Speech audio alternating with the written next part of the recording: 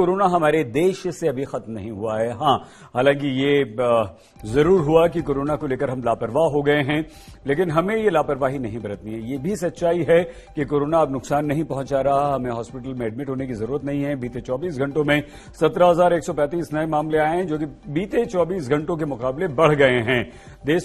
हमारे पूरे देश में 47 लोगों की मौत हुई है, जो कि डराने वाली बात है। ऐसा नहीं होना चाहिए। रिकवरी रेट हालांकि लगातार बना हुआ है 98.49% पर। यह अच्छी बात है, लेकिन फिर भी कोरोना तो है। 19,223 लोग कोरोना से ठीक हुए हैं। यह भी एक अच्छी खबर इसलिए है क्योंकि बीमार पड़ने वाले 17,000 से ज्यादा हैं, ठीक होने वाले 19,000 से ज्यादा हैं, मतलब 2,000 का फासला यहां पर भी अभी है। लेकिन बीते एक सप्ताह की अगर बात करें तो उस एक सप्ताह में कल के मुकाबले कोरोना और बढ़ा, लेकिन परसों के मुकाबले काफी उसमें गिरावट देखी गई थी। अब देखिए, 26 जुलाई को 18,313 और आज 2 अगस्त को 17,135, यानी कि कम हुआ। कल मतलब 1 अगस्त, हम पिछले 24 घंटे का लेते हैं इसलिए 2 अगस्त, आज 3 तारीख है, तो 13,734 पर यह था। बहुत गिरावट आई थी 16 के मुकाबले और हम खुश थे, लेकिन आज ये फिर से लगभग 1,000 से थोड़ा कम बढ़ चुका है और ये गंभीर बात है।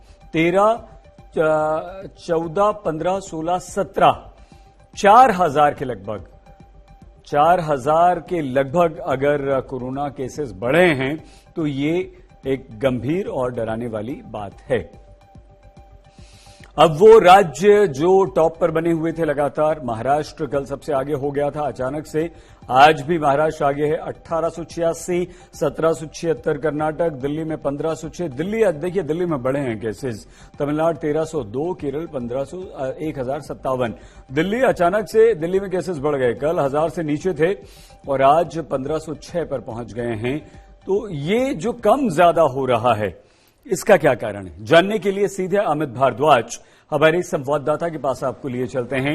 अमित, हमारे विभिन्न तमाम संवाददाताओं की ही तरह हमारे साथ मिलन शर्मा, रामकिंकर सिंह, आशुतोष, अभिषेक, ये सारे संवाददाता हमारे जो हैं कोरोना पर लगातार हमें अपडेट कर रहे हैं। बिल्कुल उसी तरह अमित भी हेल्थ मिनिस्ट्री के सीनियर ऑफिशियल से संपर्क में हैं और कोरोना को लेकर अपनी रिपोर्ट्स के द्वारा हमें आगाह कर रहे हैं ताकि हम उसे बता सकें। बहुत धन्यवाद अमित आपकी इस रिपोर्टिंग के लिए।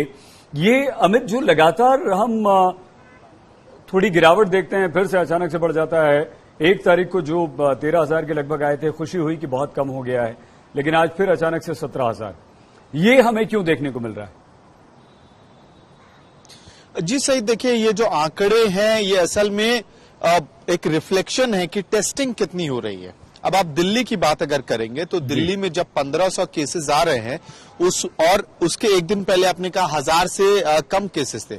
उसके पीछे वजह, जैसे ही राज्य, कोई स्पेसिफिक राज्य किसी स्पेसिफिक दिन में टेस्टिंग कम करता है तो आपको उसका जो असर है आंकड़ों पे दिखाई देता है।